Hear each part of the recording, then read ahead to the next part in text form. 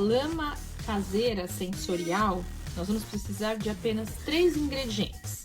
São eles: 1 copo de água, 1 copo de farinha de trigo e meio copo de chocolate em pó.